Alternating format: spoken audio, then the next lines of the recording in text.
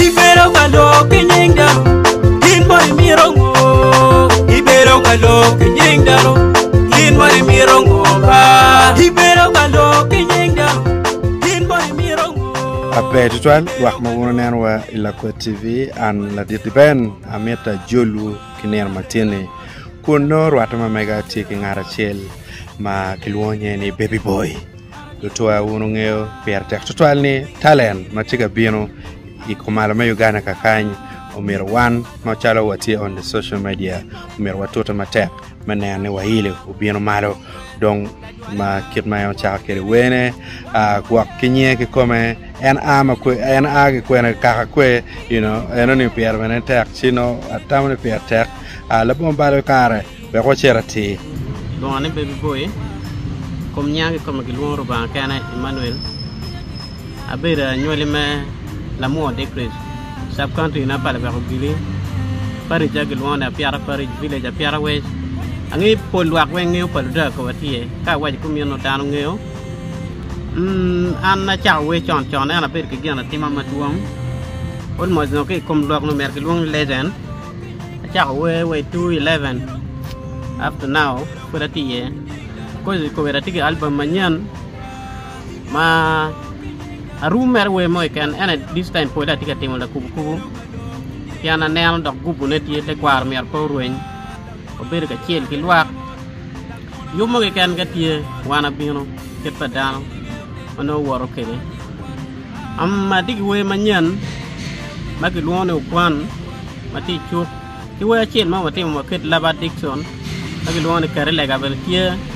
ka tie ku bi para mon we manyan bana an kono kona ken ma ko kele abedo dano ma amaro tik nyo gana tima pa jeng ko we ken wa cham ken nen ni jimne no tek tek tie abedo ngata tim biya chara ay do cham ken ket me tik ju ber ga yele an ket me we am ma ber ga tik bot en juice bana mi na kare ko mbere dong ape bot en juice tika ke me ki we ki business an ki ket me fu bana an bel la fu ma jimma timi portier like wo fur jana nyim guana kabi manoko oy kar mano ana charo adis no konyo kora ma jenge kede lega na ti bol wak ne woneno lutia na churi jalo gen ma per tek we supporting gen we talent o chat malo kidong wan lu we bano mer wari bene ka chien koñ pa yet ki leb mo woni petit chepe twin en ka enemy o bol wak ben mi twin di ma be bore wol to dir ma no ke na chil mo mano konyo in an ya yum ne ko bere wa chao group mo mai na charna ru ti kwara enni matie ma ga chudo lo pel piana chuli kon in la we kon in pela we wana joining wa mer na chuli kian malo wa il te kwara wa kian malo kara wa mer betie ma chalo ruidi mer nen wan chalo ke na pera tek an na maro ken ma dan ko kire an pa mar pati amar ko badano kono initi pati mane ater in marom kanga ta merno an ma tigi programme no peter yan ana tigi tija tima bedo gang amia na machima mega ki no an o medic programme tigi nyom igo na chim ayubu we mabe angi we na bino channel we ma be ma challa kubu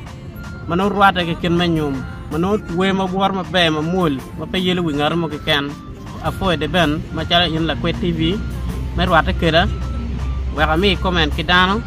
ana fo e chuli weng ma ki tiga chiel ke wan umi wa chwa ngara tigi program me ilu night kone yumo ke ken wana ti read me biano ti le kore ki papajo kerno gang chung kere namana ti yero abero aboro pungwen kiara boro kiara dek we ario apa we abichel ramu no number ini an kombe nage kuma kombe na tie pala bek paluda ramu no number ini ci kube kera abina yupi chamo ke kan mano ini mero kere idong juma mer men supporting an mer ber chalo man jama mega yo ti tol pire mer ber chalo ngat ma chung pera yo ti tol pire atama foe matek de Ini ngeupe, arati ukwan kera